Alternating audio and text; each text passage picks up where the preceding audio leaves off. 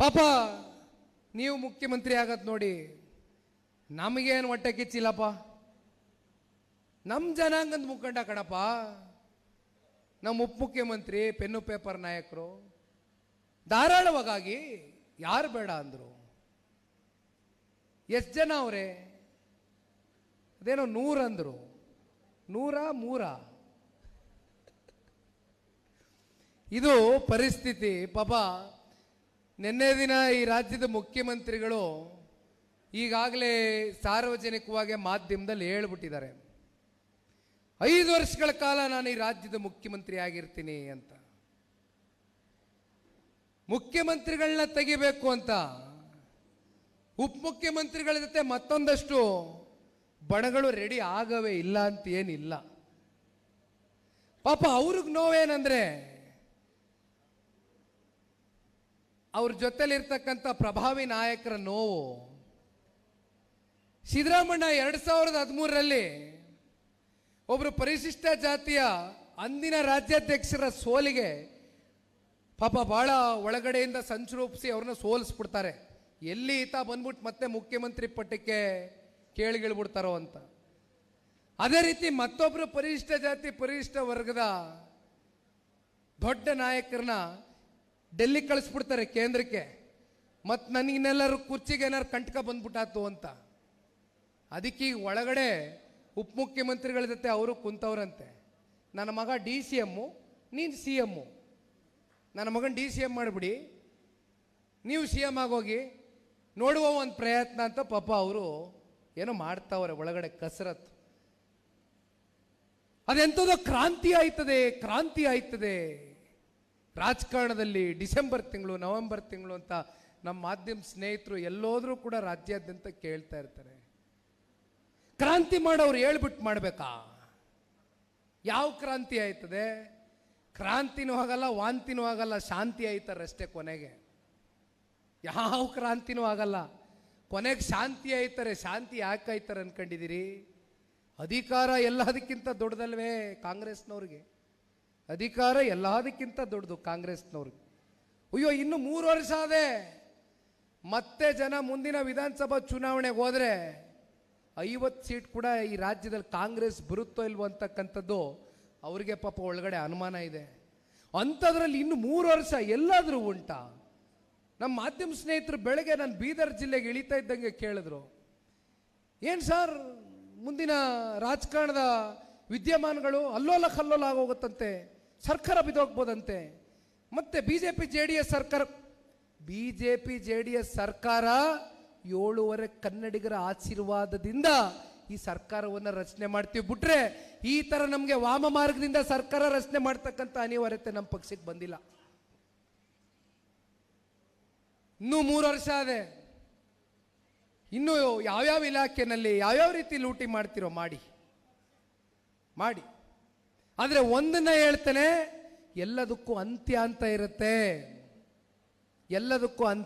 ಇರುತ್ತೆ. ಅಂತ್ಯಶ್ರೀ ಆಡಿಸ್ತಕ್ಕಂಥವ್ರು ನಮ್ಮ ನಾಡಿನ 7.5 ಕೋಟಿ ಕನ್ನಡಿಗರು ಮುಂದಿನ ದಿನಗಳಲ್ಲಿ ಜ್ಞಾಪಕ ಇರಲಿ. ಪಾಪ ಇತ್ತೀಚೆಗೆ ಒಂದು ಸಾರ್ವಜನಿಕ ವೇದಿಕೆಯಲ್ಲಿ ಈಗ ತಾನೇ ನಾನು ನೋಡ್ತಾ ಇದ್ದೆ, ಮಾಧ್ಯಮದಲ್ಲಿ ಒಂದು ಪ್ರಕಟಣೆ ಬಿಡುಗಡೆ ಆಯಿತು. ಒಬ್ಬ ಪೊಲೀಸ್ ಅಧಿಕಾರಿ 31 ವರ್ಷಗಳ ಕಾಲ ಪ್ರಾಮಾಣಿಕವಾಗಿ ಧಾರವಾಡ ಜಿಲ್ಲೆಯಲ್ಲಿ ಸೇವೆಯನ್ನು ಸಲ್ಲಿಸಿರ್ತಕ್ಕಂಥ ಪೊಲೀಸ್ ಅಧಿಕಾರಿಗೆ ಈ ರಾಜ್ಯದ ನಮ್ಮ ಸಿದ್ದರಾಮಣ್ಣ ಅವರು ಗೌರವಾನ್ವಿತ ಮುಖ್ಯಮಂತ್ರಿಗಳು ಕಪಾಳ ಮೋಕ್ಷ ಮಾಡಕ್ಕೆ ಹೋಗ್ತಾರೆ. ಕಪಾಳ ಕೊಡಿತೀನಿ ಅಂತಾರೆ ಕರೆದು ಆತನ್ನ ಸ್ಟೇಜ್ ಮೇಲೆ. ಪಾಪ ಇವತ್ತು ಅವ್ರ ಮನಸ್ಸನ್ನ ಮನನೊಂದು ಬಹಳ ಜನ ಅಲ್ಲೊಂದು ಪತ್ರ ಬರೆದಿದ್ದಾರೆ. ಅವಾಗಿಂದ ನಾನು ಫೋನ್ ಇಟ್ಕೊಂಡು ಅದನ್ನೇ ಓದ್ತಾ ಇದ್ದೆ, ಏನಿದೆ ಪತ್ರದಲ್ಲಿ ಅಂತ.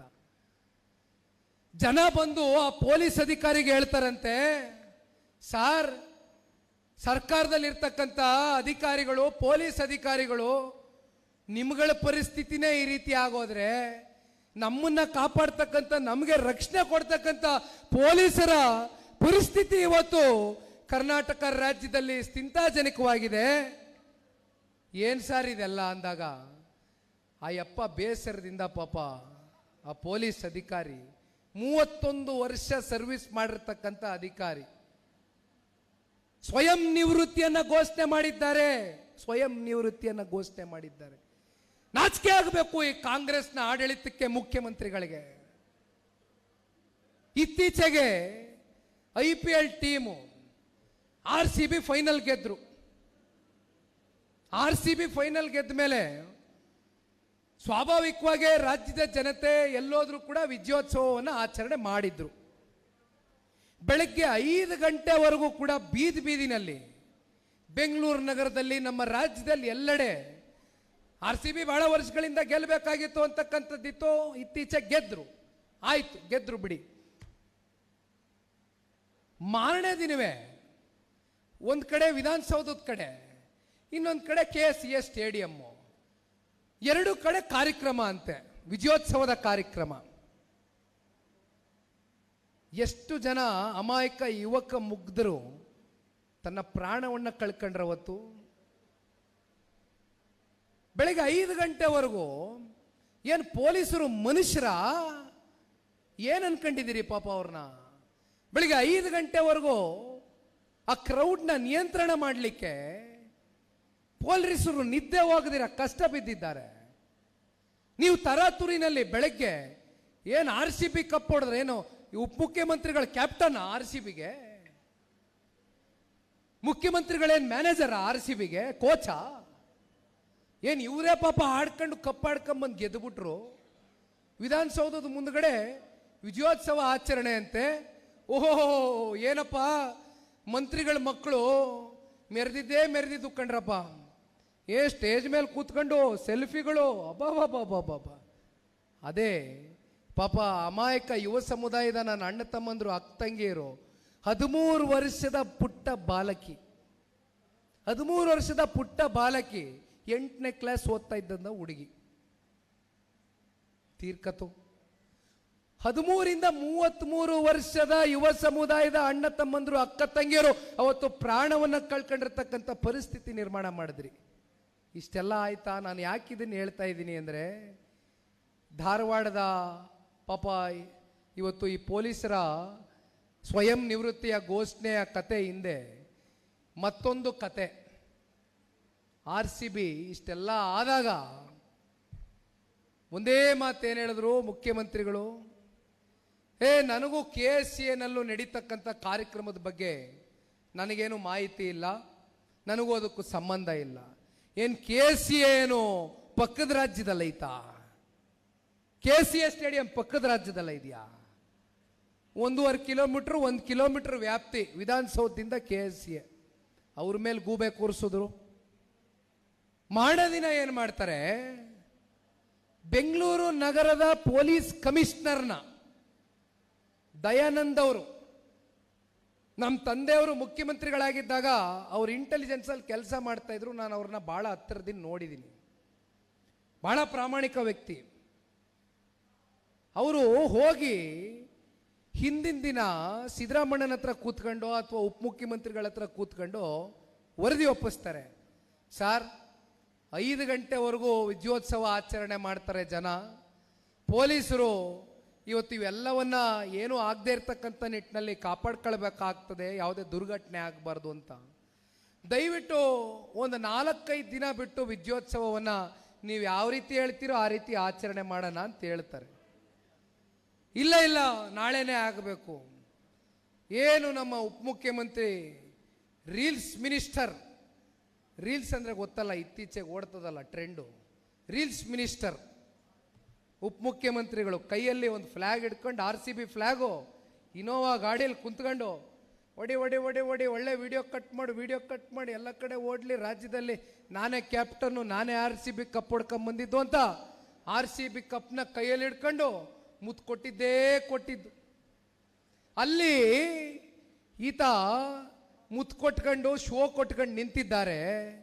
ಇನ್ನೊಂದು ಕಡೆ ಪೊಲೀಸರು ರಿಪೋರ್ಟ್ ಮಾಡ್ತಾರೆ, ಸಂಜೆ ಮಧ್ಯಾಹ್ನ 3 ಗಂಟೆನಲ್ಲಿ ಮೊದಲನೇ ಸಾವಿನ ಪ್ರಕರಣ ಬಂದಿದೆ, ಮೊದಲನೇ ಸಾವಿನ ದುರ್ಘಟನೆ ನಡೆದಿದೆ. ಆದರೂ ಸಂಜೆ 5-5:15 ಗಂಟೆವರೆಗೂ ಆ ಕಪ್ಪನ್ನು ಇಟ್ಕೊಂಡು ಮುತ್ತು ಕೊಟ್ಕೊಂಡು ಫೋಟೋ ಶೂಟ್ ಮಾಡ್ಕೊಂಡು ಕೂತಿದ್ರು. ಪುಣ್ಯಾತ್ಮರು ಕಂಡ್ರಿ ಇವರೆಲ್ಲ.